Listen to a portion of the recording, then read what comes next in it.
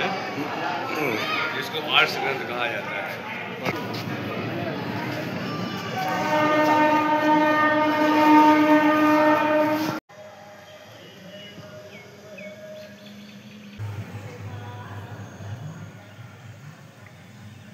जी ma'am, अपना परिचय। मैं आचार्य नंदिता शास्त्री, पाणिनि कन्या महाविद्यालय वाराणसी। मैम, यहाँ किस प्रकार का आयोजन किया गया है? आयोजन तो आज तीसरा समाप्ति का दिन है और ये जिला आर्य प्रतिनिधि सभा के द्वारा महर्षि दयानंद के 200वीं जयंती और आर्य समाज के 150वें स्थापना दिवस को उपलक्ष्य करके ये आयोजन किया गया है, जिसमें विभिन्न कार्यक्रम हुए और आज महिला सम्मेलन था।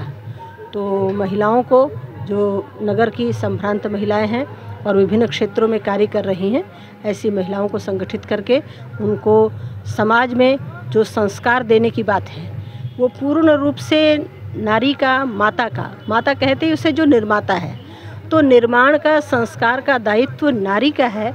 आज नारियों को अपने कर्तव्य के प्रति सजग होने की आवश्यकता है। आर्य समाज ने उनको अधिकार दिया, जिन धर्म के क्षेत्र में, शिक्षा के क्षेत्र में जो अधिकार नहीं थे, उनको पढ़ने पढ़ाने से, वेद के अध्ययन से वंचित कर दिया था। वो यज्ञ नहीं कर सकती थी, कर्मकांड नहीं कर सकती थी, उनको संस्कार से भी निषेध कर दिया गया था, जो केवल उनको विवाह संस्कार की ही आज्ञा थी। बाकी संस्कार, उनका संस्कार विधिवत नहीं होता था। बोलते थे आमंत्रक संस्कार, माने मंत्र नहीं बोलना है। जब मंत्र बोले जाते हैं तो मंत्र के द्वारा एक चिंतन दिया जाता है और महिला को यह ना बताया जाए तो संतान को क्या बनाएगी। तो आज जो समाज की भयावह स्थिति है, अपसंस्कृति जिस प्रकार से समाज में, राष्ट्र में व्याप्त हो रही है, उसमें ये जिस उद्देश्य को लेकर के महर्षि ने अधिकार दिए थे, वैदिक शिक्षा, वैदिक संस्कृति का उत्थान, वो तो कहीं समाप्त हो गया है। सब पश्चिमी संस्कृति की ओर, और कोई भी जागरूकता नाम की चीज़ नहीं है। महिलाएं अपने मातृत्व धर्म को, कि संतान के प्रति हमें दायित्व है, उनको निर्माण करना, छोटी छोटी बातों के लिए रोक टोक करना। आज तो बच्चों को टोक नहीं सकते हैं, स्थिति ये है। आपने किसी बात के लिए कम पढ़ रहे, इतना सा कहा तो आत्महत्या कर ले रहे हैं छोटी। हाँ, इस आयोजन से जी क्या लक्ष्य निकले हैं, या क्या ये आयोजन से लोगों को क्या संदेश दिया है? लोगों को आर्य समाज के संगठन का पता लगता है। भाई, अभी भी लोग हैं, जागरूक हैं। जी, अपना परिचय। मैं प्रमोद आर्य आरसीय, जिला आर्य प्रतिनिधि सभा वाराणसी का अध्यक्ष, और वर्तमान समय में इस कार्यक्रम में हम सभी लोग इस समय उपस्थित हैं। ये महर्षि दयानंद स्मृति वैदिक महोत्सव समिति पूर्वी उत्तर प्रदेश के द्वारा के तत्वाधान में और जिला आर्य प्रतिनिधि सभा वाराणसी, पाणिनि कन्या महाविद्यालय, महर्षि दयानंद काशी शास्त्रार्थ स्मृति न्यास तथा सार्वदेशिक आयुर्वेद के आयोजकत्व में हो रहा है।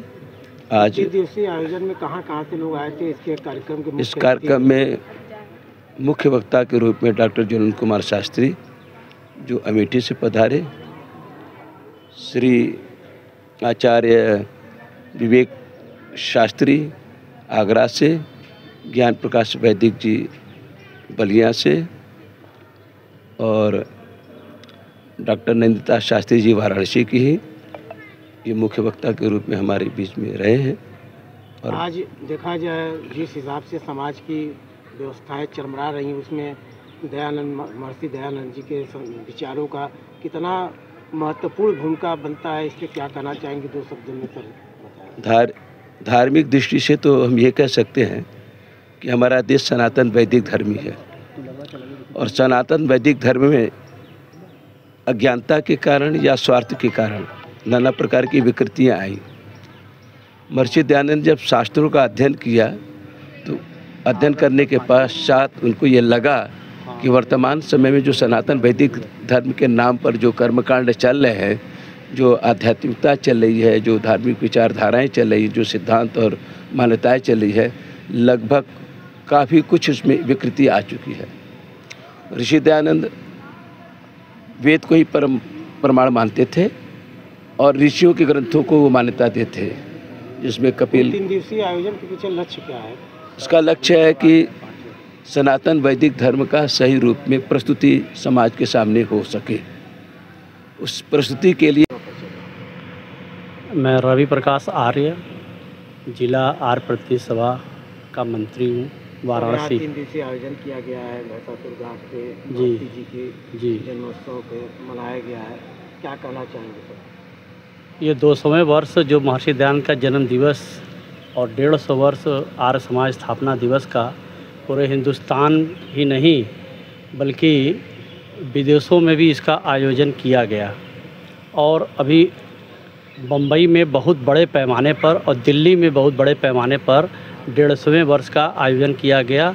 और महर्षि दयानंद के 200वें वर्ष का प्रधानमंत्री नरेंद्र मोदी जी के द्वारा पूरे साल विशेष कार्यक्रमों को करने के लिए उनके सरकारी योजनाओं के अंतर्गत अनेकों लोगों को इसमें समिति बना करके इसको बड़े ही विस्तार और विस्तृत रूप से हर तरह से गुरुकुलों से, आर्य समाज के गुरुकुलों से, आर्य समाज के संस्थाओं से, आर्यवीर दल के कार्यकर्ताओं से, सबसे इस आयोजन को हर अपने गांव में, शहर में बड़े से बड़े पैमाने पर इसको करने के लिए आह्वान किया गया था। योजना है आपके संस्था द्वारा? आगे योजना यही है कि जैसे इस साल हम लोग इस बड़े कार्यक्रम को इस स्थान पर गंगा जी के पावन तट के किनारे जो एक नमो घाट से प्रसिद्ध है, उसके ठीक बगल में संत रविदास महाराज का ये पावन स्थली है। यहाँ पर हम लोगों ने ये आयोजन किया। यहाँ पर यज्ञ हुआ 3 दिन तक, प्रवचन, भजन, बड़े अच्छे विद्वानों के द्वारा प्रवचन हुआ, जिसमें धर्म और संस्कृति के साथ साथ वेदों के उद्धार के लिए, वेदों को घर घर जन जन तक पहुंचाने के लिए, और साथ में दलितों को, अछूतों को, क्योंकि यहाँ यज्ञ में हमारे यहाँ एक ही 4 यज्ञ कुंड बनाए गए थे, 5 यज्ञ कुंड बनाए गए थे। 5 में ये नहीं कि सिर्फ ब्राह्मण ही बैठा हो, एक में दलित भी बैठा है, एक तरफ एक कोने पर अछूत भी बैठा है, एक तो लेकिन क्योंकि आर्य समाज सबको एक समान जानता है, इसलिए सबको लेकर के हम लोग इस कार्य को आगे बढ़ाने की कोशिश किए हैं। और संत रविदास महाराज जो दलितों के मसीहा थे, उनके लिए भी हम लोग इस तरह से इनके स्थान पर करने की कोशिश किए हैं। और हम लोगों का जी नमस्ते, मैं दिव्य किरण आर्या पाणिनि कन्या महाविद्यालय की स्नातिका हूँ और संप्रति BHU से सामवेद पर PhD कर रही हूँ। मैम, आप कार्यक्रम में शामिल हुई हैं यहाँ जी विवेकानंद जी के जयंती के दयानंद जी के जयंती के अवसर पे, क्या कहना चाहती है? इस आयोजन में शामिल होकर कैसा महसूस किया आपने? जी, यहाँ त्रिदिवसीय यह जो धर्म महोत्सव चल रहा था राजघाट वाराणसी में, यहाँ मैं 3 दिन यज्ञ की ब्रह्मा थी और दूर दूर से पूरे भारतवर्ष से लोग आकर के यहाँ इस धर्म महोत्सव में शामिल हुए, जिसमें अनेक विद्वान आए, भजनोपदेशक आए, और उनके द्वारा हम इस बात को जान सके जो कि महर्षि दयानंद जी का कार्य है कि वेदोद्धार होना चाहिए, नारियों को शिक्षित होनी चाहिए, संस्कारित होनी चाहिए, मनुष्य मात्र के उद्धार के लिए कार्य होना चाहिए।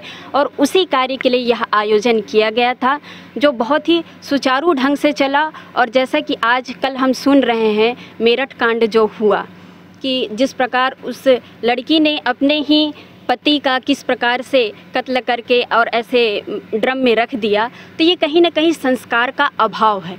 और इसी बात को महर्षि दयानंद कह रहे हैं कि नारियों को शिक्षा के साथ साथ संस्कारित होना भी आवश्यक है, क्योंकि नारी ही मुख्य भूमिका निभाती है मानव निर्माण में। और वेदों में कहा गया, जैसे मनुर्भव जनया दैव्यम जन्म, कि मनुष्य को मनुष्यत्व अपने भीतर लाने के लिए इन वेदों की ओर लौटने की आवश्यकता है। और इन सब की जो चर्चा है वो सब हमें इस सत्संग के द्वारा प्राप्त होता है।